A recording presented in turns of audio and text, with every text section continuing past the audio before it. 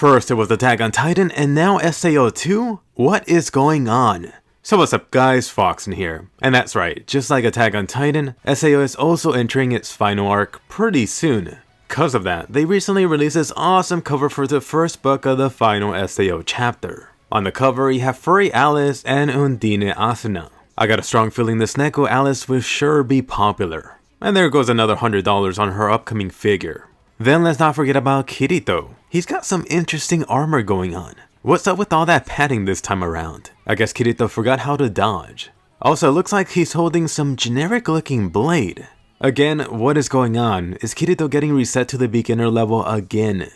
Then behind all of them you see the shadow of the Aincrad castle. Once again, the original SAO will play a huge part in this.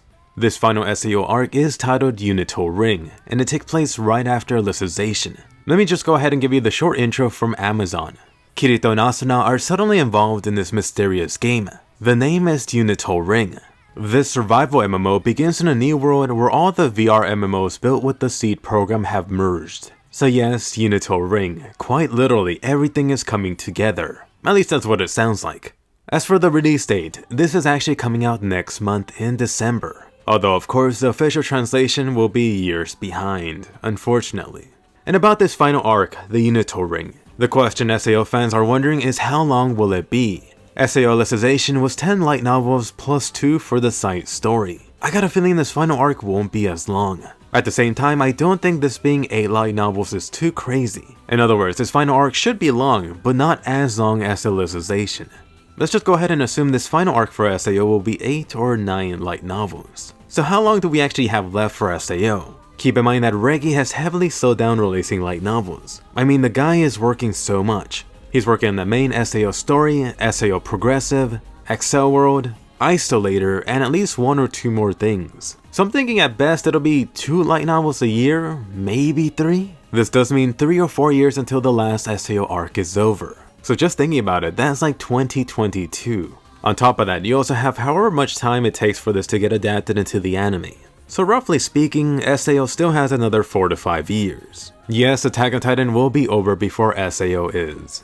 And even then, I don't discount possible side stories. Just to quote a great titan, that does put a smile on my face. And in case you're craving even more info about this Unital Ring arc, the prologue actually got released a while back for it. There are minor spoilers here, but I will be avoiding main stuff from Alicization. Here are some of the highlights. It starts off with some mysterious voice talking about unification or uniting. This is presumably Kayaba, or rather the Kayaba copy that's somewhere floating around the interwebs. This whole story is kicking off a few months after the end of Alicization. For Kirito, it's actually 10 days before his 18th birthday, even less time before Asuna's birthday. At this time, Kirito is struggling to pick out a present for his beloved Asuna. And by the way, the Agma and AR Yuna is referenced now too, so even the SAO movie has been integrated into the novels. As for Catgirl Alice, they do mention why she picked the cat race in Art Online. Alice really just wanted whatever was easiest to become a dragon rider with. Near the end of this, suddenly SAO within Art Online starts shaking, then cut. Is it the unification that we're talking about? Most likely. So let's go ahead and pause right here. Post down below what you think is happening. What do you personally want to see in this final SAO arc? I'll let you know my quick thoughts on this. So first off, let me actually start with my worries. The short summary of this really sounds like the type of story you'd see for an SAO video game instead. This unification of the VR worlds seems to be part of Kayaba's master plan, but the question is why?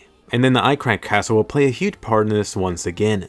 The question is just how much are the stakes going to be raised this time? I really don't see Kayaba or SAO in general bringing back the death element, at least not how it was in season 1. So could this eventually be leading up to a total world destruction in some way? Either by nukes going off, the loss of the internet, or some other doomsday scenario.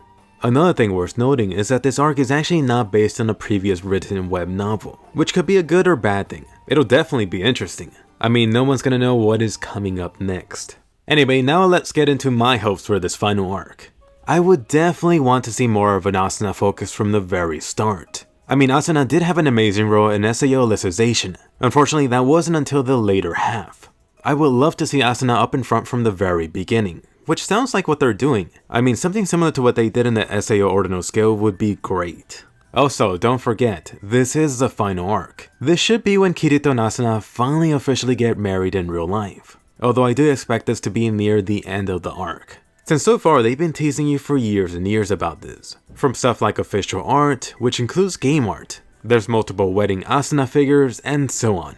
Asuna and Kirito finally getting married would be the perfect way to end the series. So let me actually toss it over to you guys. Question of the day. What do you think about the Unital Ring cover? How are you liking Catgirl Alice? And what do you want to see from the final SAO chapter?